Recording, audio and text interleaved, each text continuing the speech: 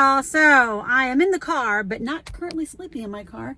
Back there is empty because right now I am currently staying, camping, sleeping on a cot in the house that was a rental house that I am renovating to sell. But that's not what this video is about. This video is about how I was planning to do a build back here and I decided not to. Now, a lot of people who live in a van or a car or a camper or whatever will do some kind of build, renovation, build out thing. That probably makes sense for a whole lot of those people. I think some of them are doing it a bit for the, aesthetic as opposed to functionality. And I am all about functionality, with aesthetic being a second that's way far down. Okay. So I don't really care about the aesthetic of it for Instagram, YouTube, and I'm not even on TikTok. What I was looking at is functionality. And what my thought was, is that I could do a build back here, not for sleeping, because I just sleep on something that goes on this part of the car. Okay. That's much easier to deal with.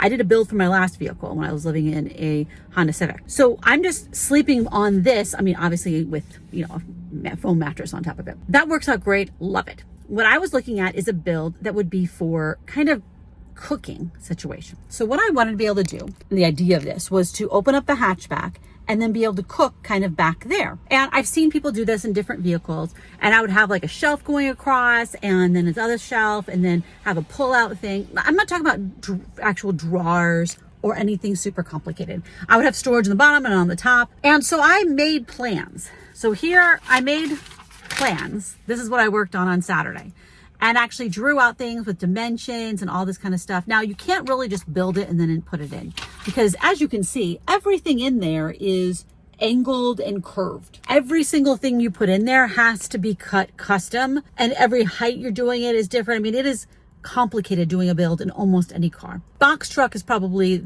the exception to that, right? Because it's, a box. For any other vehicle, it's all about curves and angles and stuff. So it's a complicated thing to build, as opposed to something that's just different kinds of rectangles and square boxes. So I already knew it was going to be a bit of both a design challenge and a creating it challenge. But my thought was, this is going to be so great. I'll be able to stand at the back of my car and cook. But then I started thinking about this, because here's the thing. With renovating this 2,400 square foot house that I've been working on, I've had many times where I've had to stop and reevaluate what I'm doing and be like, is this the most efficient way to do this? Efficient from the perspective of money, time, energy, all of it.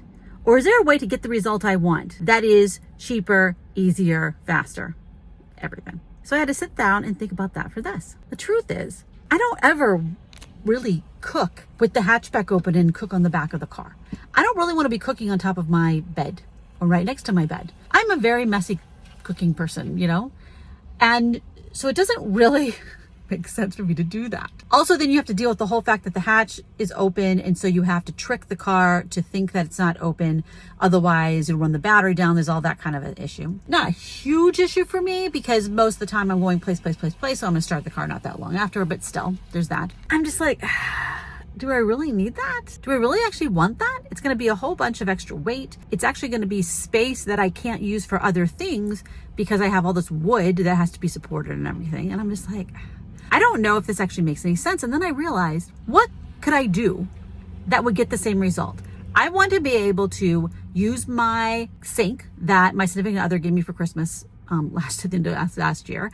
I want to be able to cook with a propane stove, and I want to have like a cutting surface. Okay. Why don't I just get a table? The reason I haven't done this is because back when I was originally looking for this stuff like 2 years ago, all the tables were plasticky, and I'm not cooking on top of plastic. And the metal tables I saw when I was looking for this a couple years ago, I actually bought one of them. It was really hard to use and cumbersome, and I hated it and got rid of it. I actually got rid of it at a Goodwill in Idaho. That's where I got rid of it. Drive-through. I just handed it to the guy. And the guy was like, "Oh, that's all you're going to get rid of?" Because there was all this stuff in my car. And I was like, dude, you're really judgy for Goodwill, okay? They now have metal tables for barbecuing that are meant to put like a charcoal grill on. So it's totally metal. It's like this metal, and I'm like, and they also fold up in a way they wouldn't actually take up very much space at all.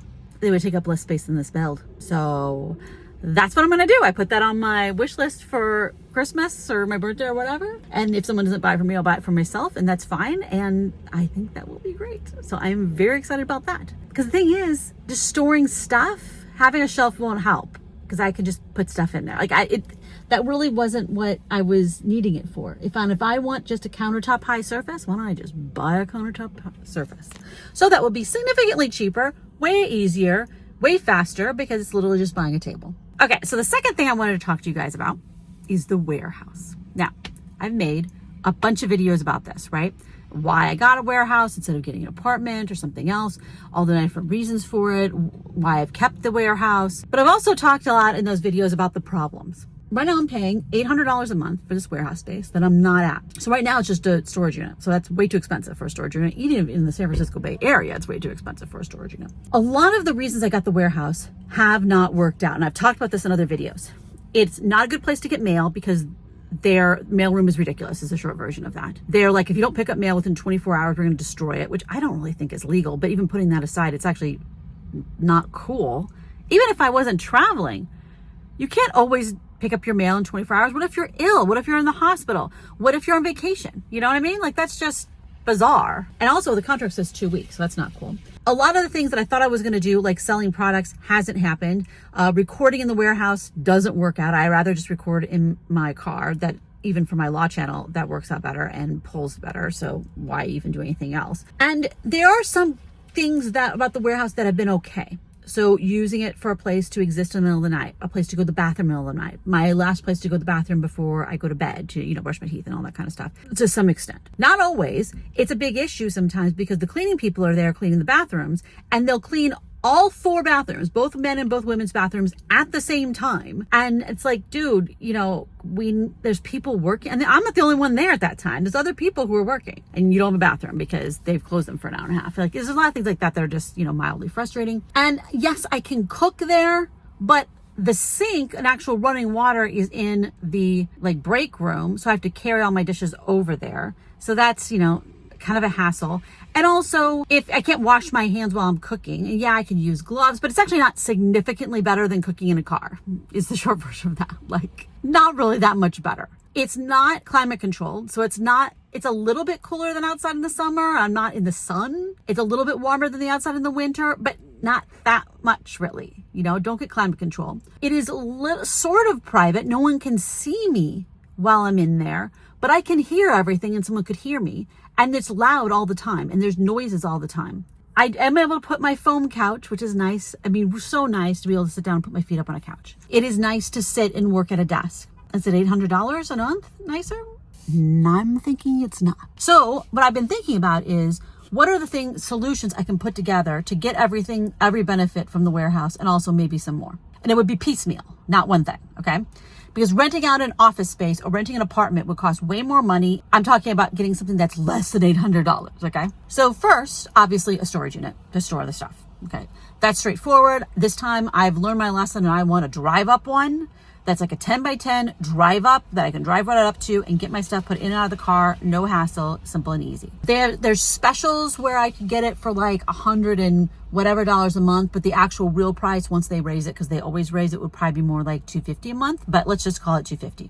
Then the other thing I could do, the second thing is, so for a place to go to the bathroom in the middle of the night, a place to go when Planet Fitness is closed to take a shower, is get a second gym membership. Now you might say, well, why don't you just get another gym membership? Well, instead of Planet Fitness, one that's actually 24 hours, like Anytime Fitness, and that's the one I'm actually thinking about doing. Well, the reason is, first, I actually like Planet Fitness. It has a really good shower and things like that. But also, the idea of this is if I had 2 gyms, then I could go to one of them in the morning, take a shower, and then one of them in the evening to brush my teeth before bed, or to go in the middle of the night, or whatever. You know what I mean? So I would feel less weird about that. And while I can technically, legally go to Planet Fitness, my home Planet Fitness, as many times in a day as I want, there's a certain point where it looks weird. You know what I'm saying? I feel uncomfortable doing that. So if I had 2 of them, 2 gym memberships, and also if I had both Planet Fitness and Anytime Fitness, I would never run out. I would always have a place to take a shower when I'm traveling. Right now, there's some kind of holes in the country where there's not Planet Fitness, and there's also some Planet Fitnesses that are junky.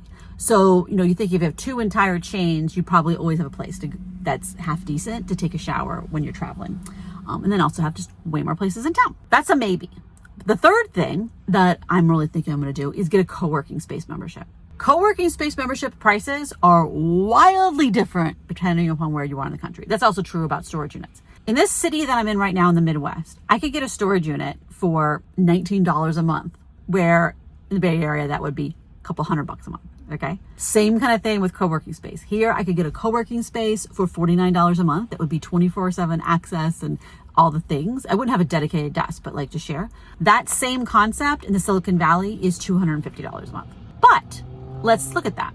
$250 a month. I would not have a dedicated desk, but I would have a little desk that I could use, or sitting in a chair at a table, or, whatever. Bathroom, break room. I could have a plug. I could plug in my battery and charge up my battery while I'm there. That's a huge thing, because that's one of the big things I got at the warehouse is I can charge up my batteries. And then I'd be able to have air conditioning in the summer, heat in the winter during the day, just to kind of get a break from that. It might be nice for me to work that way. I go into an office and work for a couple hours and get kind of intense work done. You know what I mean? Just sit and be like, okay, I'm in the office, I'm working right now. And that could be a place, if I have 24/7 access, I can go there in the middle of the night, I can go there in the evening, go there super early in the morning, go there on a holiday or a weekend or whatever, and have a place to exist. Now, I would not have privacy unless I paid a significant, like, to have privacy, you have to pay, $500 a month, which that wouldn't be cheaper, you know what I mean? But I wouldn't have privacy. So that means that it's not a place for me to go and sit and like watch YouTube, you know what I mean? Or to do calls, which I don't really do anyway. It would be a place for me to sit and work on the computer. And I could edit video because I do that with headphones anyway. I can do my legal work for my law firm. Now for filming for my law firm, I'm planning to do that in the car anyway. So I don't need a place to film that's private. I just need a place to work and exist and go to the bathroom and charge my batteries. So that might be what I do. I have to decide, like right now I'm filming this in October, late October. So, and I'm going to be in the Midwest until about Thanksgiving.